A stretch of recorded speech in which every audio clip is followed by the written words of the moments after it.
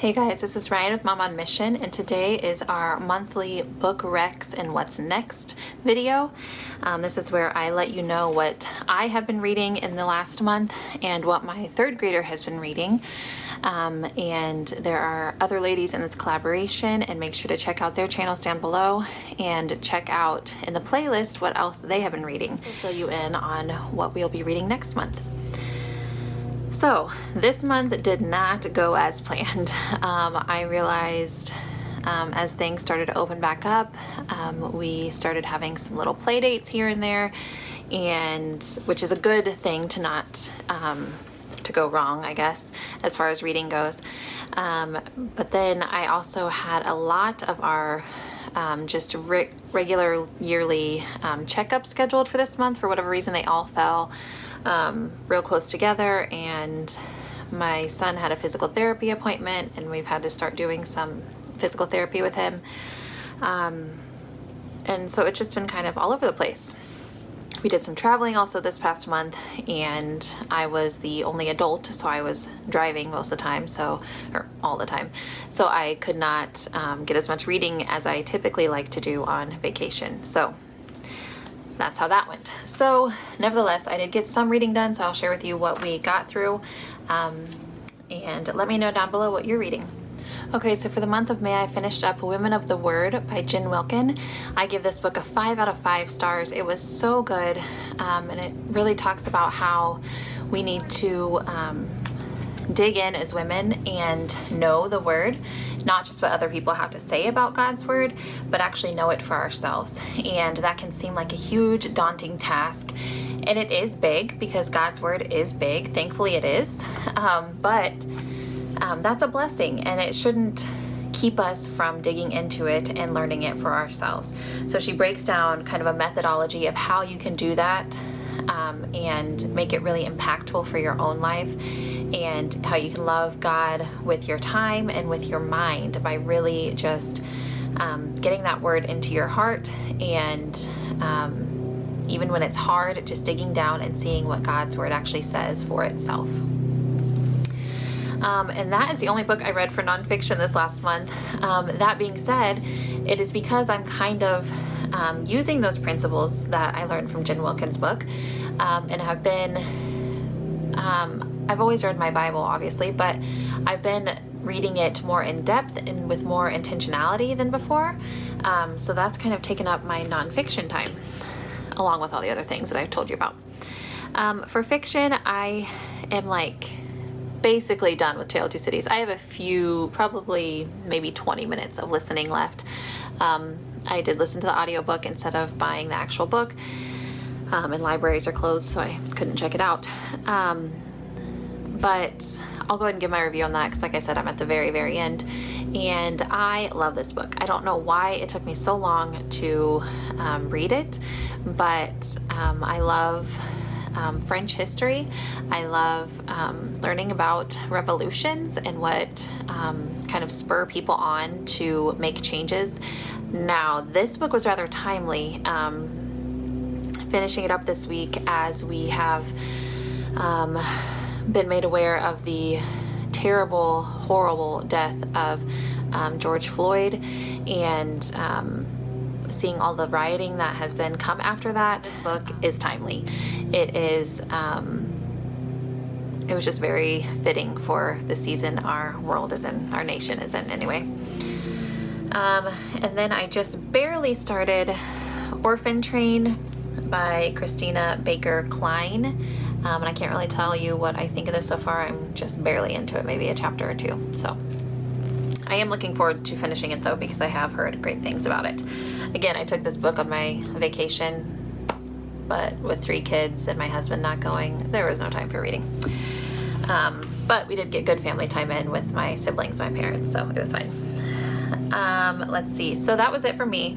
For my third grader, he is still working on The Borrowers. I know he's been on this for a long time, but the reason being is that he has a younger brother who's in 1st grade, who is just now getting into kind of those early chapter books.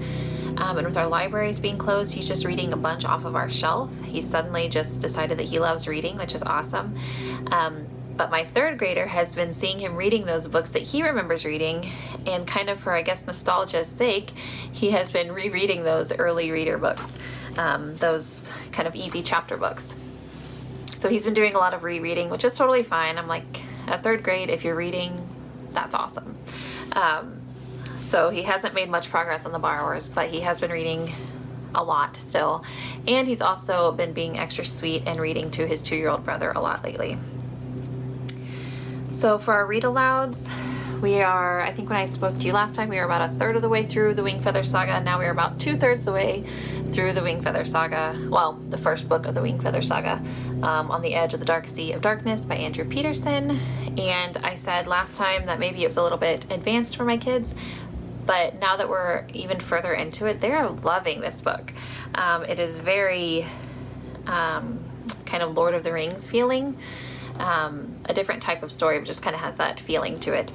And my boys ask all the time, because we read it from here, but we also listen to it from the Hoopla app, and so we'll listen to it in the car, and they ask all the time to read it.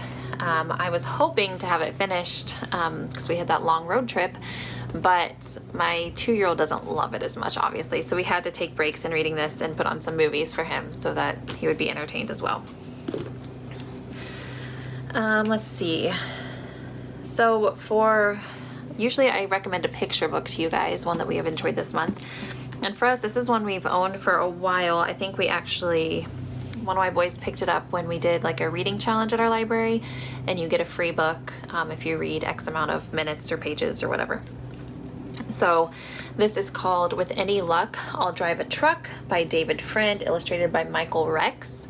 And my 2-year-old is obsessed with this book lately. My other boys, my 6 and 9-year-old, will still sit and listen to me read it. But it is a really cute adventure of a little boy and how he drives all these big machines and all these big trucks. And then you later come to find out that it was like an imagination all along. So you'll see his skin knee there and everything. But it's just really cute. It has a really cute rhyming scheme. The pictures are fun. My 2-year-old likes to go through and identify all the different types of trucks and machines. So this is a good read, especially if you have little boys.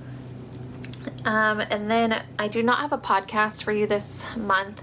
I have not been listening to a ton of podcasts, just my typical Sheologians, Dateline, Apologia Radio. So I've already talked about all of those. But I've also been, when I was out of town, I missed my church service, so I had to catch up with that. Our church puts out a podcast of the sermons, and I will not recommend that to you because you should have your own church that does something like that. So thank goodness for technology. You don't have to really miss a sermon, right? So for what's next? Obviously for my nonfiction, I'm going to keep on that Bible study challenge. But I also plan to read 50 Children. I shared this last month and just never got to it because of all the things. 50 Children, biography by Stephen Pressman. And that is the one about the couple who saved lots of Jewish orphans. And then The Evangelicals by Francis Fitzgerald, giant book, but I hope to, I've just read the first few pages of this, but I hope to actually be able to crack into this. Now that our school load is lightening up a little bit, I hope to have a few days here and there with sunshine and a book in my hand. So let's see. And then for fiction, I will finish up Orphan Train that I already showed you. And then I also want to read, just for a, kind of change of pace after reading Tale of Two Cities. Was pretty dark and sad, but just for a change of pace, I'm going to read The Vanderbeekers of 141st Street. This is kind of a juvenile read, but one that I've heard is really good, and I just want to kind of pre-read it and hopefully read it with my boys someday or have them read it themselves. And then for our read aloud, we're going to finish On the Edge of the Dark Sea of Darkness, but we're also going to read The One and Only Ivan by Catherine Applegate. So I'm looking forward to that. And let me know down below what you're reading. Check out the playlist, check out the other channels down below, and I will talk to you next time.